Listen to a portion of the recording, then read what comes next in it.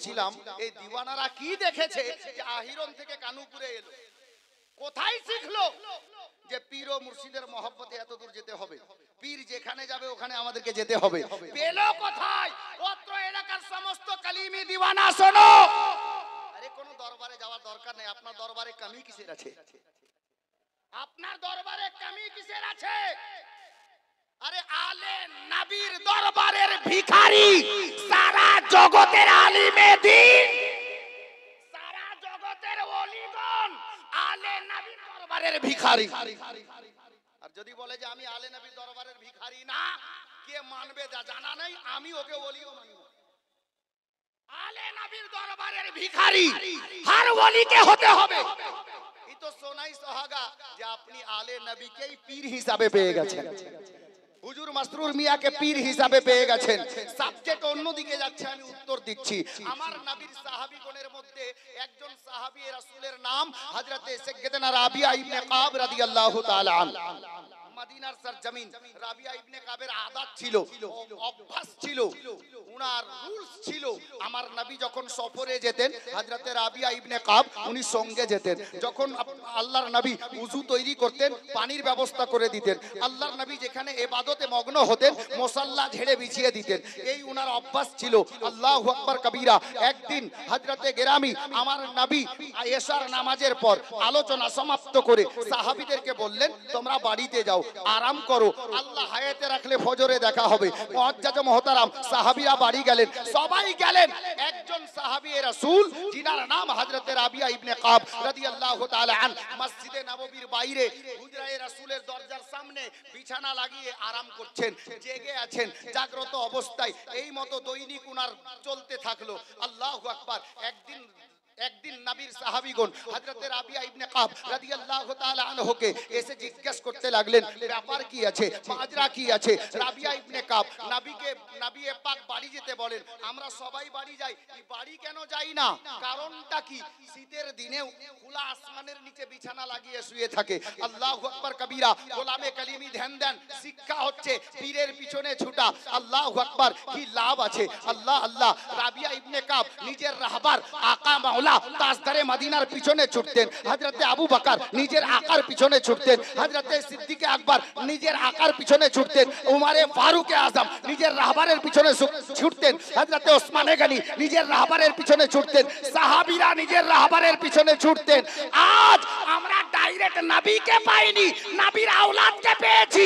আমরা নবীর আওলাদের পিছনে ছুটবো, সাহাবীদের সুন্নাত আদায় হবে। পাওয়া যায়, নিতে পারি না। শুনেন, হযরতে গেরামি আল্লাহর নবীর সাহাবীরা ওনারা সমালোচনা করতেন না, ডাইরেক্ট বলতেন। কি বলতেন? হযরতে সাইয়্যিদানা আবু বকর সিদ্দিক এবং সমস্ত সাহাবী মিলে সাইয়্যিদানা রাবিয়া ইবনে কাবকে একদিন জিজ্ঞেস করছেন, ভাই কি ব্যাপার, সবাই আমরা বাড়ি যাই, তুমি রাতের বেলা বাড়ি যাও না কেন? তার কারণটা কি? হযরতে রাবিয়া ইবনে কাব বলছেন, এ আমার নবীর দিওয়ানারা শোনো, আমি এই জন্য বাড়ি যাই না, সবাই যদি বাড়ি চলে যায় রাতের বেলাতে আল্লাহর নবীর যদি কোনো আসবাবপত্র বা কোনো সামানের কোনো জিনিসের প্রয়োজন হয়ে যায় আর নবী পাক ডাক দেন, যদি আমরা কেউ না থাকি তাহলে ওনাকে এনে দেবেন কে? যদি নবী আমাকে আমার বাড়িতে ডাকতে যান, এটা চরম বেয়াদবি মনে করি আমি ওই লাইক হতে পারিনি, নবী আমাকে ডাকতে বাড়িতে যাবেন। নবীর দিওয়ানারা হযরতে রাবিয়া ইবনে কাবকে ওনার মহব্বতকে সালাম জানালেন। হযরতে সাইয়্যিদানা রাবিয়া ইবনে কাব রাদিয়াল্লাহু তাআলা আনহু এই মতো দৈনিক কাটাতেই ছিলেন সময়। একদিন গভীর রাতে ঘটনা, গভীর রাতে আল্লাহর নবী হুজরায়ে আয়েশা থেকে বেরোলেন, ডাক দিচ্ছেন রাবিয়া ইবনে কাব, লাব্বাইক ইয়া রাসূলুল্লাহ। হযরতে রাবিয়া ইবনে কাবকে আল্লাহর নবী বললেন, রাবিয়া রে একটু পানির ব্যবস্থা করো। উনি পানি আনলেন। আল্লাহর নবী হুজরায়ে আয়েশা থেকে বাইরে আসলেন, মসজিদে নববীর বাইরে খোলা আসমানের নিচে বসে গেলেন, তাশরীফ ফরমা হলেন। রাবিয়া ইবনে কাবকে আমার নবী বলছেন, রাবিয়া আমি উযু তৈরি করি, তুমি পানি ঢেলে দাও। রাবিয়ার কিসমত চমকে গেছে। আমার নবী বসলেন, আজ রাবিয়া ইবনে কাব পানি ঢেলে দিচ্ছেন, নবী উযু তৈরি করছেন। রহমতে দো আলম উযু সমাপ্ত হলো, রহমত জোশে চলে এলো। আল্লাহর নবী বলেন, রাবিয়া আমি দো জাহানের বাদশা মদিনার সরজমিনে তোমাকে কথা দিচ্ছি, তুমি যা চাইবে আমি নবী তোমাকে আজকে সেটাই দেব। জোরে বলুন। নবী বললেন তুমি যা চাইবে আমি তোমাকে সেটাই দেব। হযরতে রাবিয়া ইবনে কাব চিন্তায় পড়ে গেলেন, কি চাইলে ভালো হয়, কি চাইলে ভালো হয়। ইনি এমন একজন নবী যেটা চাইবো সেটাই পাওয়া যাবে। আমার মতো আসমাউল হলে বলতাম হুজুর আমাকে কোটিপতি বানিয়ে দেন। আপনার মতো লোক হলে আপনি বলতেন আমার 4টা ছেলে যেন 4টাই মাস্টার হয়। আর কোনো ভাই থাকলে বলতো আমার 4টা মেয়ে যেন ইঞ্জিনিয়ার হয়। আমরা আমাদের সোচ দিমাগ এত দূর। উনি নবীর সাহাবী রাবিয়া ইবনে কাব ফয়সালা নিলেন, ইনি এমন একজন নবী, যদি আমি বলি উহুদ পাহাড় সোনার করে দেন আমি সোনার পাহাড় নেব, পেয়ে যাব, কিন্তু এতে হবে না। এমন একটা জিনিস চাইতে হবে, ইনি এমন নবী, ইনার সঙ্গে দুনিয়াতেও থাকতে হবে আখিরাতেও থাকতে হবে।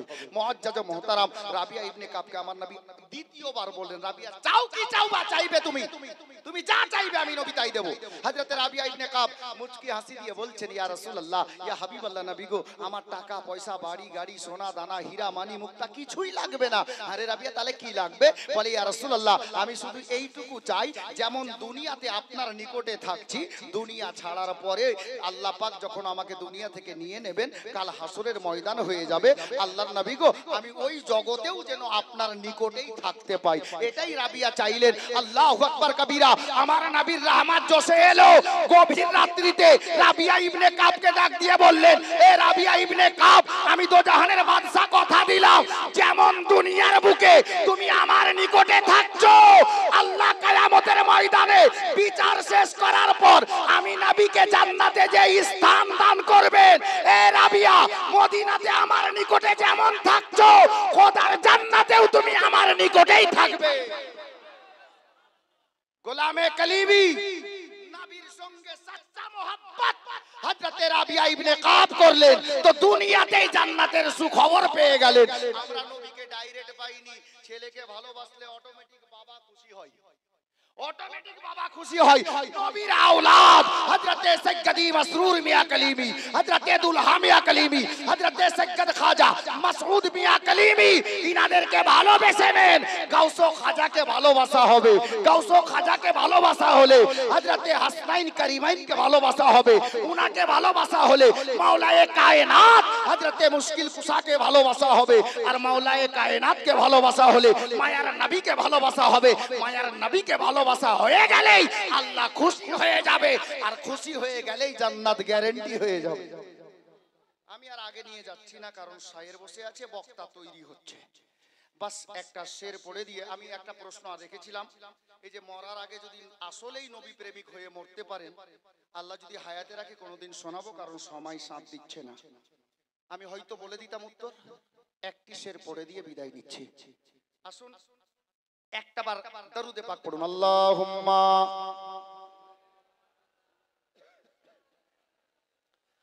মাওলানা মুহাম্মদ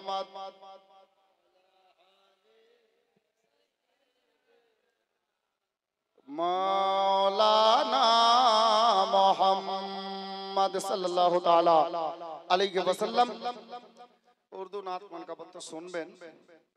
গত সফরের প্রাণডেট একটা মানকাবাত শুনেছেন, অনেক জায়গায় পড়েছি, খুব ভাইরাল আছে।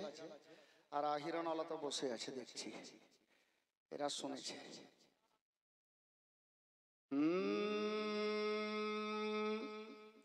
কে কলিমি কলিমি, আহা সুবহানাল্লাহ। বসে যাই, হাত তুলে বলেন ইয়া রাসূলুল্লাহ, ইয়া রাসূলুল্লাহ। একবার আর বলেন ইয়া কলিমি।